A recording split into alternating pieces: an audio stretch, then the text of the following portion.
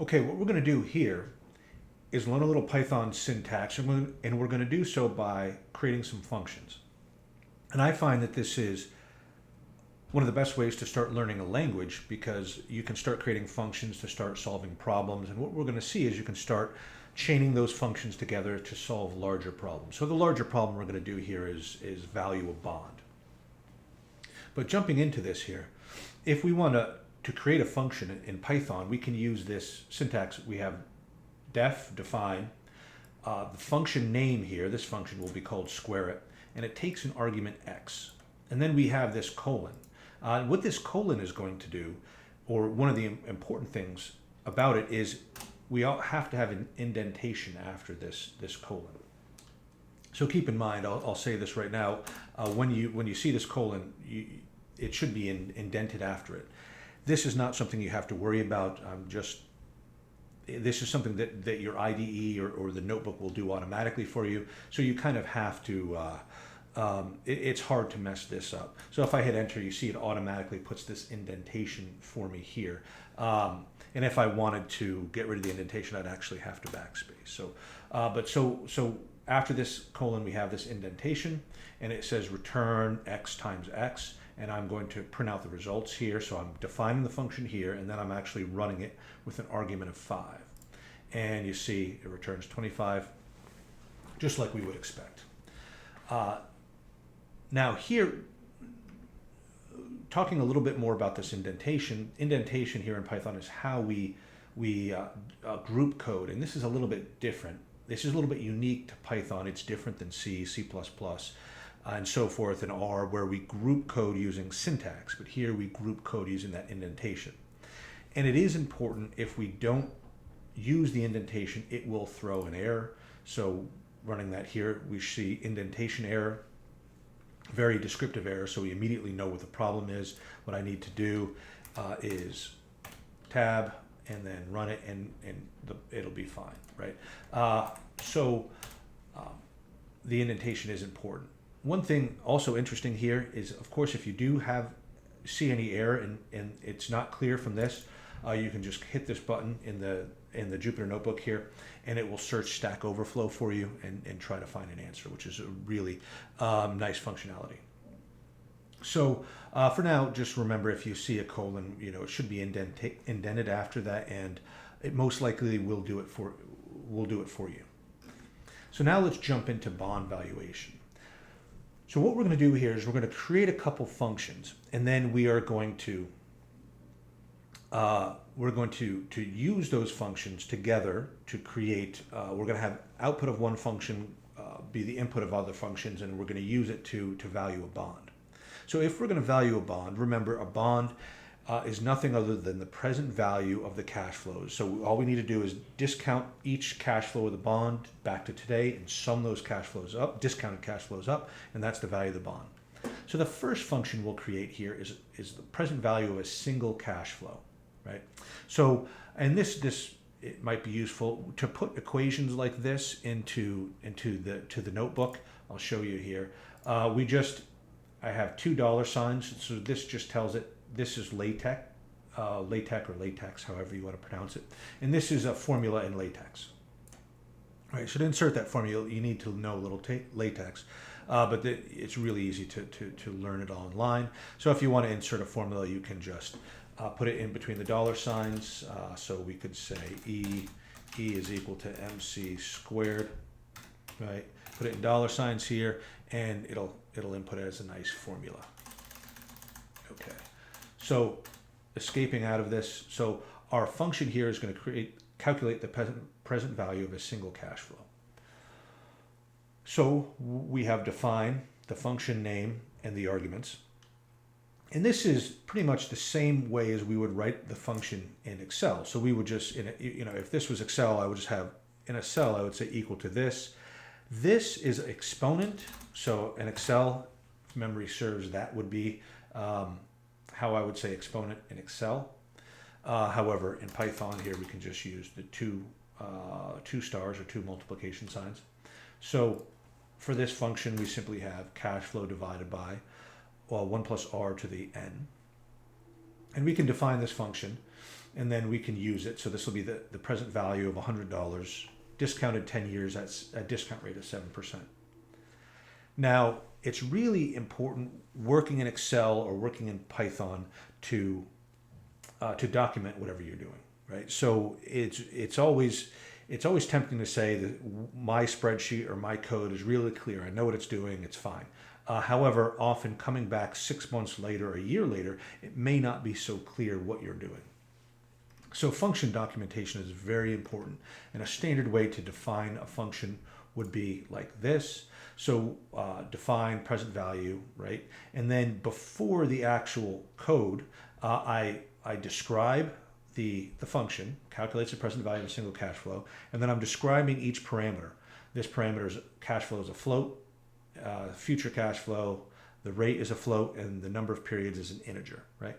And then I can actually have the code of the function here, so that anybody using this function will easily be able to see, you know, what does the function do, and then what are the arguments, right? What are the inputs to the function? So this is how I would define the function, and so this will calculate the present value of a single cash flow. To value of a bond, we first need to create the cash flows. We actually don't need to. Of course, we can use an annuity formula. I'll do that at the end. So what we're going to do is value a bond in an overly hard way here. What we're going to do is have one function create all the cash flows and another function discount all the cash flows, and then we're going to aggregate them, and we'll look at a couple ways of aggregating them. But this is going to create the actual cash flows. So I just say this is the coupon, this is the number of years, and this is going to go ahead and create a list of cash flows. And again, here we're going to talk a lot more about the syntax and a lot more, so you don't really have to understand everything that happens here, but I might as well explain a little bit of what's going on. This is a list, and then this is a list times an integer, and that's going to create a list.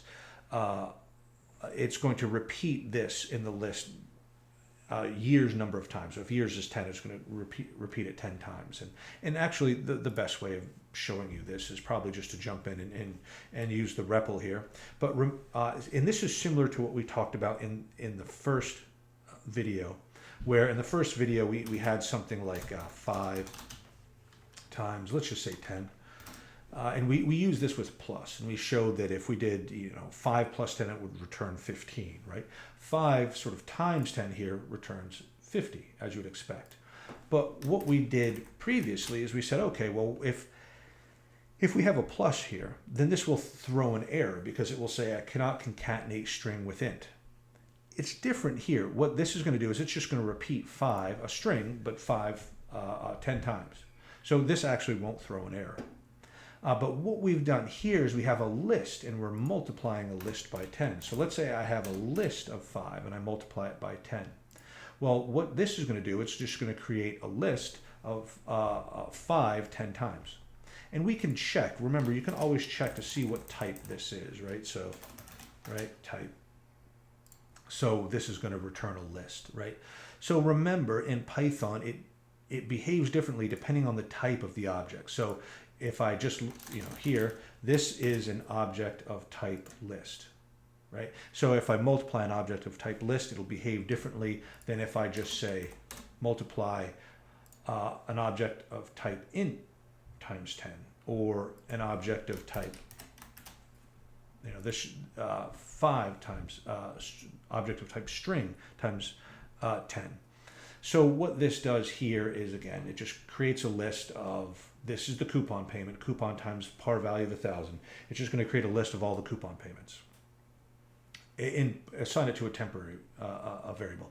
And then what this does here is it just adds 1,000 to the last element of the list. Remember, if Python list starts at 0, so this is just why I have -1 here. But this is the last. And what these brackets do here is it accesses that element of the list. So this just adds 1,000 to the last element of the list, and then it returns that list. So for example, here we'll go ahead and use this, and we've talked about this, and I'll talk about it a little bit. So if we create these cash flows, I can go ahead and run this, And so this would be par value is assumed to be 1,000. This is a coupon rate of 5%. 10 years bond is annual payments. So this just creates a list 50, 50, 50, and then in the last period 1,050. So these are the cash flows that a bond. These are the cash flows of a bond with a 5% coupon rate and 10 years to maturity, annual payments. So now we have a function that will calculate these a list of the bond cash flows, and we have a present value function. So now what we can do is use the present value function to discount all these. To discount all the individual cash flows and then sum them up. And the way I do it here, and actually this does make use of first class functions because this present value is a function and I'm feeding it into a pen, but that's fine. But what I'm doing here is a little bit overly complicated, but we'll take a look at it. This first defines a variable that's the discount rate, and then it creates an empty list called DCF, discounted cash flows, and then it loops through this range. Now, this is a little bit awkward. Range in Python from 0 to 10 will return 0 through 9, right? So then what it does from 0 through 9 is it calculates the present value of the cash flow at this the cash flow 50, 50, so it's looping through years is in this range. So it's going from 0 to 9. So sort of the cash flow at place 0, at place 1. So it's grabbing that cash flow, using that discount rate, and then with years plus 1. The reason, again, this is overly complicated. The reason why I have to do this is because, again, this goes from 0 to 9, and I will actually, at place 0, I want to discount this 1, 2. So I have to do a little bit of changing around the indexes here. So this is going to discount it back years plus 1 periods. Then it's going to append it to this list, right? So then I'm going to create a list of all of these discounted cash flows. So you know what? And then what I do is I sum it here. So what I could do here is just let me just show you print DCF, right? So I'm going to run this here. I'm going to print the discounted. So it creates a list of all these discounted cash flows and just sums them up. And then this is the bond value. So this, again, is overly complicated. I'm creating a list. I'm appending to the list. I'm doing this sort of, I'm doing this with the indexes, which is sort of unpleasant. But I am actually feeding, we see that the output of this function is being, the output of this present value function is being read in by the append function and appended to the list.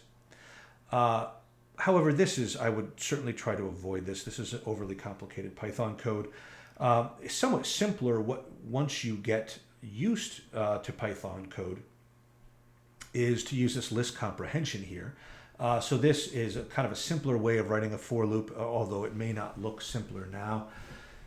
So what I do here is this is a list comprehension, and what I do is I calculate this present value function for x and y in this, and what this is going to do is it's going to create these pairs.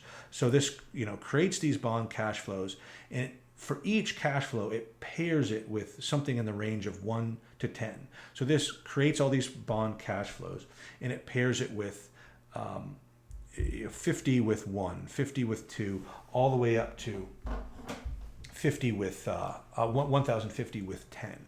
So it creates these pairs, tuples, these pairs of numbers, and then it applies this function to the first pair, to the second pair, to the third pair, and then sums them up. And then again, we get the same bond value. I'm using this to show you of ways you can loop through, and just to get you a little bit used to some of the syntax. And this is probably, I'm probably not going to use for loops later. I'll use, this sort of syntax, this list comprehension syntax more. But this is, again, an overly complicated way of doing it. What we're doing here is we are creating the cash flows, and then we're discounting the cash flows, and then we're summing them up. Now, this isn't, if you were to try to do the same thing in Excel, this would be it would be complicated as well, because we'd have to create, we'd have to create a list of, all these cash flows in Excel. Then we're going to have to discount them in Excel, and then we're going to have to sum them up. What we would most likely do in Excel, and an easy way of creating a bond value in Python, is to just use the annuity formula. So we can create an easy bond value function, right? Calculates a bond value the easy way. So all I do is I feed in the coupon, the yield to maturity, and the years, and then I just use my annuity formula here, and then this is the present value of a single cash flow, right?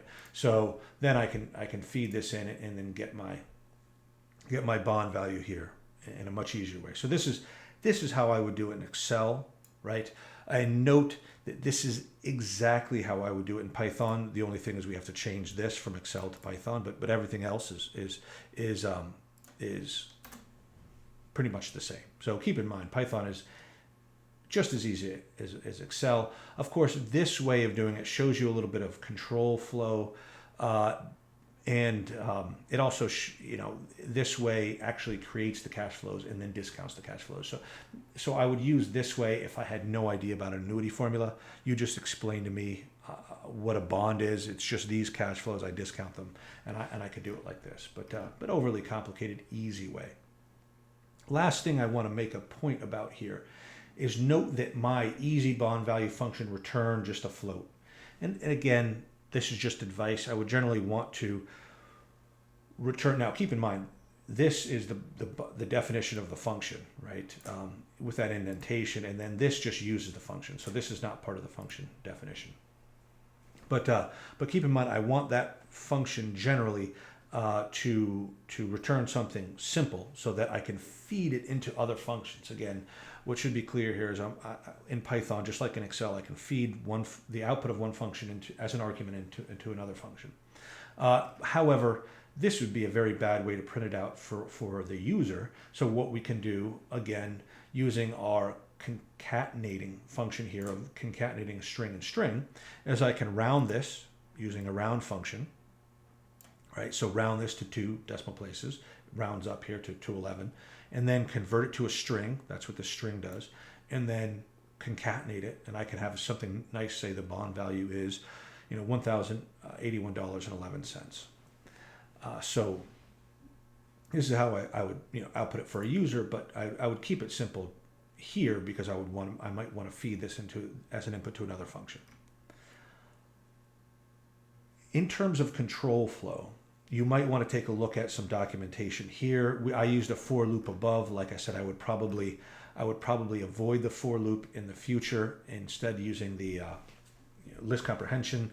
But we may use if statements. So if you want to take a look at some of the documentation on if statements, we'll probably never use a while loop. Also here, as we've kind of shown in the first couple videos, knowing the type of the object is very important. So keep in mind, remember, we can use type to figure out the type, but also I wanted to show you here, if I create a list here and I print the type of the list, of course it's going to return list, right? But if I want to see, a list can hold elements of different types. So if I want to see the type of each element of the list, I can again use this list comprehension and say type X for X in the list. So what this is going to do is it's going to go for each element of the list, for each X in the list, it's going to return the type. So you can see string, integer, float, right? So this method of this list comprehension method will be somewhat important later. And again, I also want you to be able to easily find out what type each object is. For your exercise, go ahead and create a function that will calculate the future value of a single cash flow. So calculate a function similar to this right here, and I would put some documentation on it that would calculate the future value of a single cash flow. And you can go ahead and create that right in your notebook here by typing code and then putting that function in. Have a great day.